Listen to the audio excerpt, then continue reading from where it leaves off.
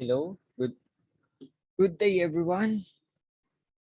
I'm here again, Coach Eman. For this video, we're going to discuss the number 5 game or game 5 in the book of Winning with the London System by Vlatko Kovacevic. And then now let's get to the game. Let's start with D4, then knight f6.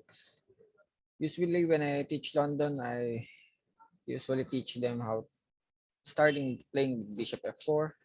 But in this game, white plays knight f3. So London system is basically a strategical opening which you can transpose every move order. So d5, and then let's go back to the signature move, bishop f4, e6, and then now knight d2. Knight d2 here is reasonable because controlling the e4 square. So that knight can easily jump on e4. So c5, reasonable move again, e3, if black takes, pawn takes. Now bishop e7, then c3. Additional defense for that d4 pawn to solid the center. Okay, now castle.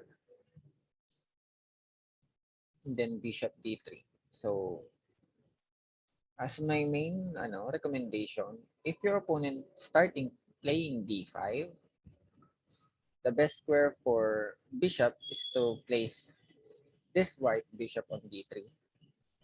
If your opponent moves d4, d7 pawn to d6, the best square for white bishop is on e2 based on my experience and my books that I read.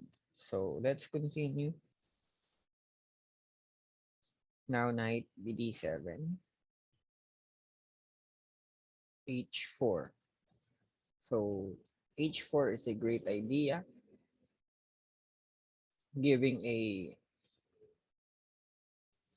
threats on h5, h6 to destroy this castled king.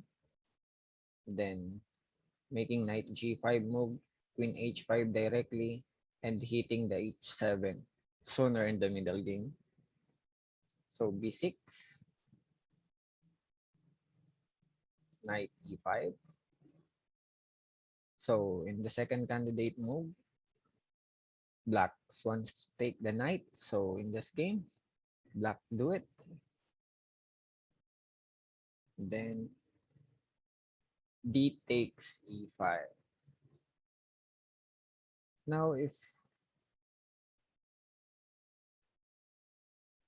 white's going to e8, not the bad, but see, the first recommendation, even in the book, knight plays knight b7.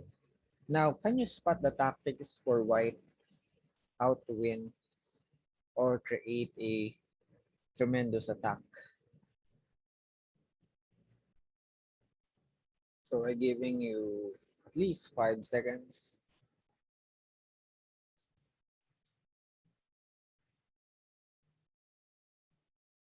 Okay, so I'm giving you the best answer right now.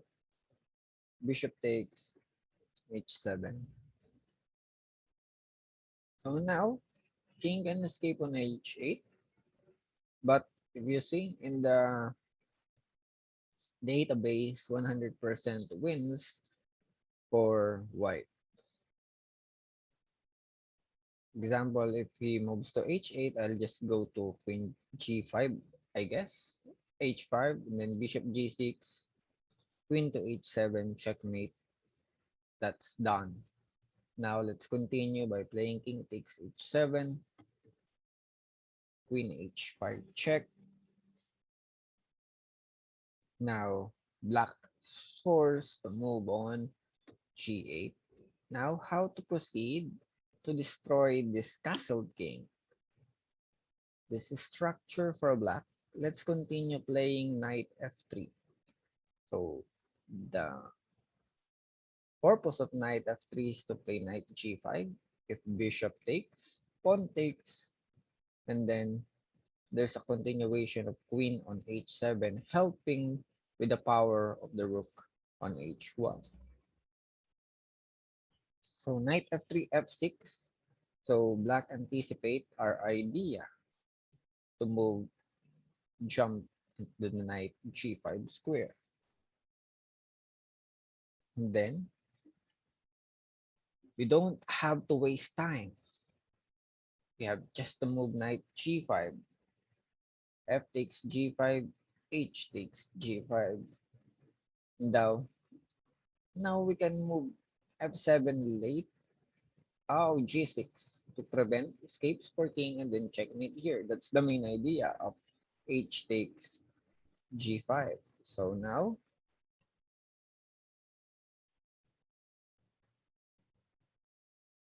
what will black gonna do after h takes g5? Rook f5. Nice idea. Nice idea. So white can't push yet this pawn on g6 because the queen will gonna die. All right. Now what will white do? Queen to h7. Check.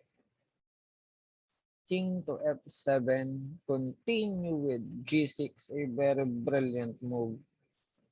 King e8. Queen takes g7. Black wants to trap the queen with bishop f8. Queen h8. Threatening to move g7 and taking down this bishop. Rook to g5, giving the rook to develop the queen and then to make a threat on g6 pawn. But white just moved queen g8 ideally because of rook h8, I guess, or moving to queen f7. After queen g8, knight takes e5, of course, preventing the f7 weakness. Okay. And then now, bishop takes e5, counterattack. King to d7, try to finding escapes. And then rook h8 threatens the bishop. Bishop b7, good move. Try to defend by these two pieces. Our hanging bishop on f8. And now,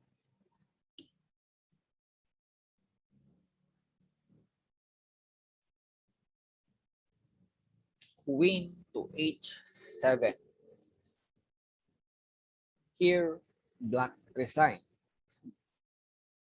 because after queen e7, bishop to f6,